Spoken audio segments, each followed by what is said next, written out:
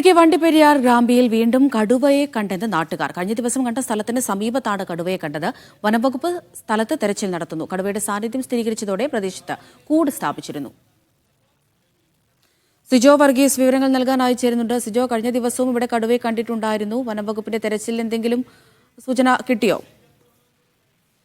അമൃത, കഴിഞ്ഞ ഏതാനും ദിവസങ്ങളായി വണ്ടിപ്പെരിയാർ ഗ്രാമ്പി വെടിക്കുടി 2ാം ഡിവിഷനിൽ ഈ കടുവയുടെ സാന്നിധ്യമുണ്ട്. നിരവധി വളർത്തുമൃഗങ്ങളെ കടുവ ആക്രമിച്ചതിനെ തുടർന്നാണ് വനംവകുപ്പ് സ്ഥലത്തെത്തി പ്രദേശത്ത് കൂട് സ്ഥാപിച്ചത്. പിന്നീട് ഡ്രോൺ ഉപയോഗിച്ചടക്കം സ്ഥലത്ത് നിരീക്ഷണം നടത്തുകയും ചെയ്തിരുന്നു. ഈ സ്കൂളുകളും വീടുകളും ഒക്കെ ഉള്ള ഒരു പ്രദേശമാണ്, തോട്ടം മേഖലയാണ്. അതുകൊണ്ട് തന്നെ പ്രത്യേകമായിട്ടുള്ള ചില നിയന്ത്രണങ്ങളും ഈ സ്ഥലത്ത് ഏർപ്പെടുത്തി വരികയും ചെയ്തിരുന്നു. ഇതിനിടയിലാണ് ഇന്ന് ഈ തോട്ടം തൊഴിലാളികൾ ഈ തേയിലത്തോട്ടത്തിൽ കടുവയെ കണ്ടതായി വനംവകുപ്പിനെ വിവരം അറിയിച്ചിരുന്നത്. കഴിഞ്ഞ ദിവസം കണ്ട അതേ സ്ഥലത്തിന് സമീപത്ത് തന്നെയാണ് ഈ കടുവയെ വീണ്ടും കണ്ടതായി പറയുന്നത്. തുടർന്ന് സ്ഥലത്ത് വീണ്ടും വനംവകുപ്പിന്റെ പ്രത്യേക സംഘം എത്തി പരിശോധന നടത്തി വരികയാണ്. കടുവയുടെ കാലിന് പരിക്കേറ്റിരുന്നു. അതുകൊണ്ട് തന്നെ ഈ ആദ്യം കണ്ട സ്ഥലത്ത് നിന്ന് കൂടുതൽ ദൂരത്തേക്ക് പോകാൻ സാധ്യതയില്ല എന്നുള്ളൊരു നിഗമനത്തിൽ തന്നെയായിരുന്നു വനംവകുപ്പ് ഉദ്യോഗസ്ഥർ ഉണ്ടായിരുന്നത്. പ്രദേശത്ത് സംഘമായി തന്നെ തിരിഞ്ഞും ഡ്രോൺ ഉപയോഗിച്ചും പരിശോധന നടത്തി വരുന്നതിനിടയിലാണ് വീണ്ടും ഈ തോട്ടം തൊഴിലാളികൾ കടുവയെ കണ്ടതായി പറയുന്നത്. എന്തായാലും ഈ കടുവയെ കണ്ടെത്താനുള്ള ആ ഒരു അന്വേഷണം ഇപ്പോഴും വനംവകുപ്പിന്റെ നേതൃത്വത്തിൽ തുടരുകയാണ്. ഇതിന് സമീപത്തായി തന്നെ ഈ വെടിക്കുഴി ഭാഗത്ത് കടുവയെ ആദ്യം കണ്ട സ്ഥലത്ത് വനംവകുപ്പ്